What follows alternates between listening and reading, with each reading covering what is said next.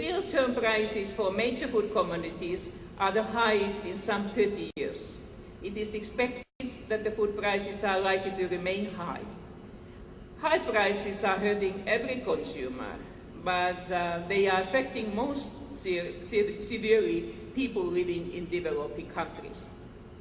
For many of the 800 million people who are already affected by chronic hunger, higher food prices can be devastating. It is not surprising that this is provoking social unrest across the developing world. On the other hand, high prices can stimulate a response by food producers who have the capacity to increase production. This may represent an important opportunity for promoting development in many low-income countries. There are several reasons behind the high food prices, ranging from weather-related production shortfalls to speculation with food futures and from emerging demand on biofuels to changing diet patterns in great nations of China and India. You might think some others too. Unfortunately, those hardest hit by the food crisis are the poorest and the most vulnerable. There is, for example, evidence that the female-headed households have greater proportional welfare losses than male-headed households due to the increased prices. The world community has come much closer on climate issues, and we have effective cooperation in many other issues, what I welcome. To make the world a better place is our common dream, and it is possible to make it come true together. Thus, it is possible to address the food crisis together. First, there has to be immediate action to alleviate the human catastrophes in developing countries caused by the soaring food prices. Secondly, the only way to address the increasing demand on food is to produce more food, especially in developing countries. The rural and agricultural development has to be one of the cornerstones in international development cooperation.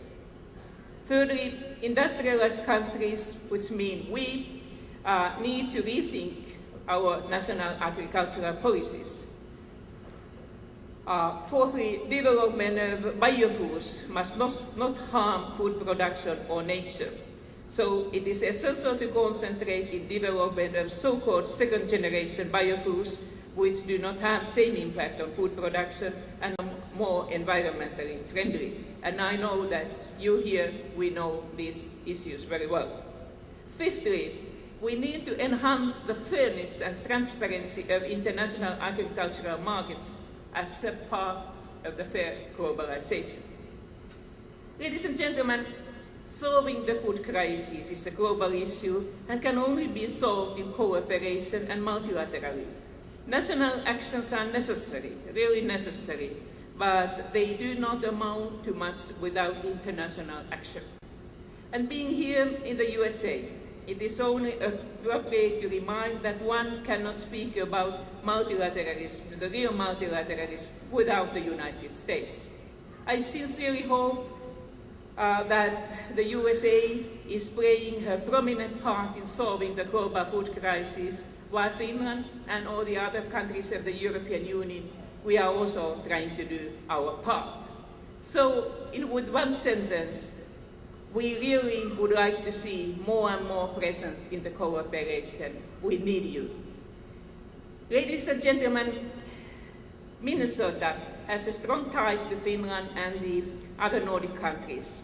Maybe that is why we have so many similarities in our communities. This is a resource and richness we should value and cherish also in the future. It would be good to see more people from Minnesota and other states to visit Finland and, of course, also to other Nordic countries. I can say on our behalf, you are warmly welcome. Arvoisat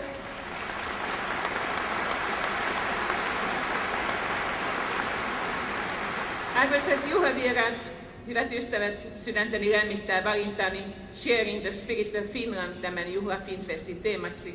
Toivon kaikkea menestystä FinnFestille ja teille kaikille, ja uskon, että jatkossakin saamme jakaa parhaat puolet molemmilta mantereilta.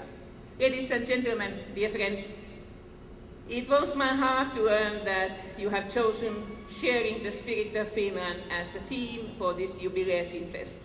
I wish all the success to the FinnFest 2008 and you all, and hope that we also in the future will share the positive aspects of both of the continents. Thank you for your attention.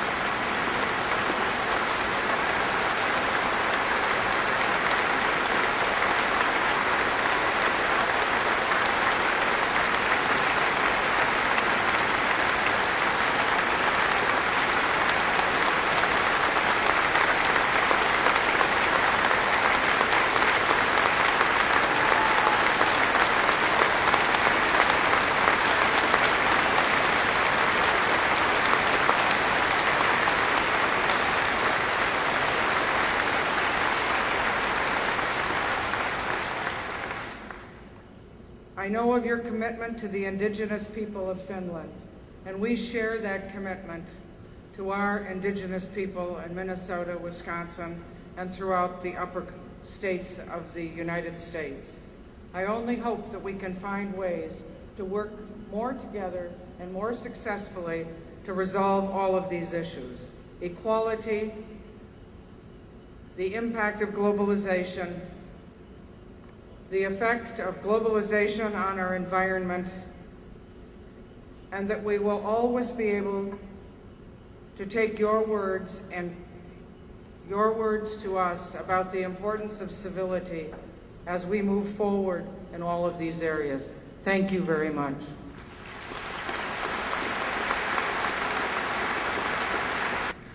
In celebration of the honorary degree presentation and in honor of President Halonen, I would now like to ask the Sir Duluth Chorus and Orchestra to perform Finlandia. This special tribute will be conducted by Gaetano Coliani, conductor from the Bellini Music Conservatory in Palermo, Italy.